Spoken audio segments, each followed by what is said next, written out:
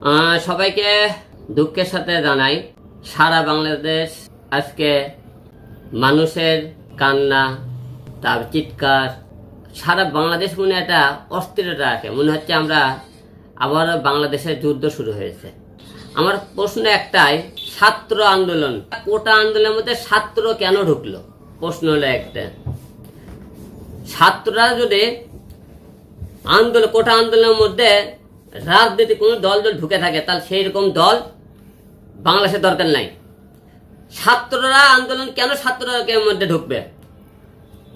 আমার কথা, রাজনীতি কোন ছাত্র দল কেন ছাত্রদেরকে গায়ে হাত দেওয়া হলো?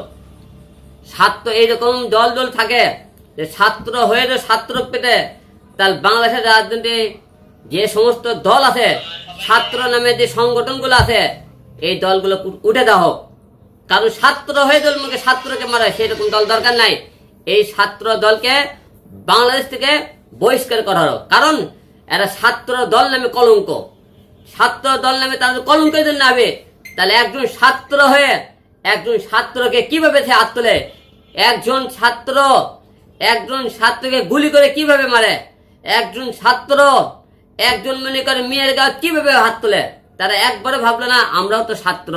তারা ছাত্র আন্দোলন কেন কোটা আন্দোলনের মধ্যে তারা অংশগ্রহণ করবে?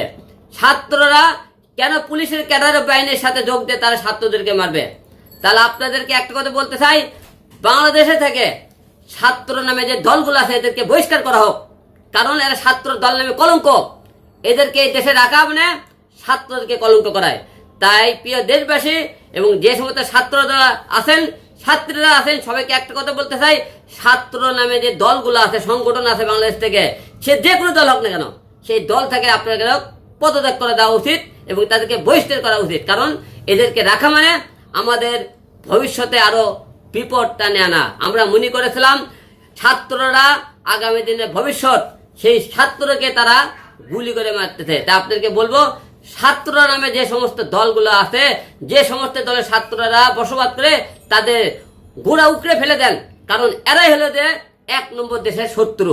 কারণ শত্রু যদি না হবে, তাহলে সেই ছাত্র, সে আমার কথা, সে বাংলাদেশকে দল ভালোবাসে, বাংলাদেশের মানুষকে দল ভালোবাসে, সে যে কোনো দল করুক না কেন, সেই দলের সাথে কোনো সাথ নয়। তাহলে এরা কি করলো? এই ছাত্র দলগুলো এই কোটা আন্দোলন, এই ছাত্রদের সাথে আপনার যোগ দেওয়া উচিত ছিল।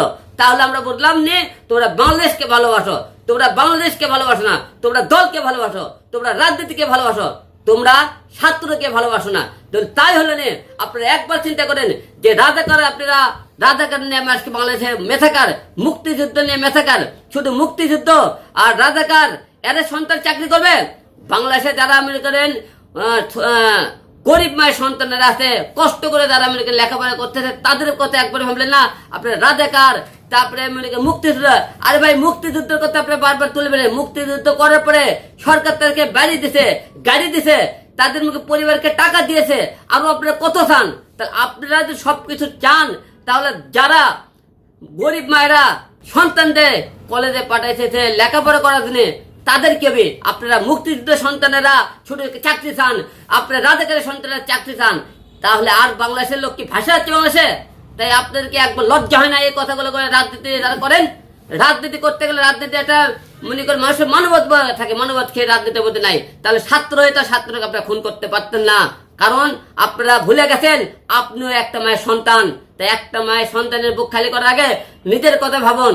আজকে আপনারা ক্ষমতা আসে বলে আপনারা ক্ষমতা ব্যবহার করতেছেন, একবারও ভাবলেন না এই ক্ষমতা আপনারা কাজে দেখাইতেছেন।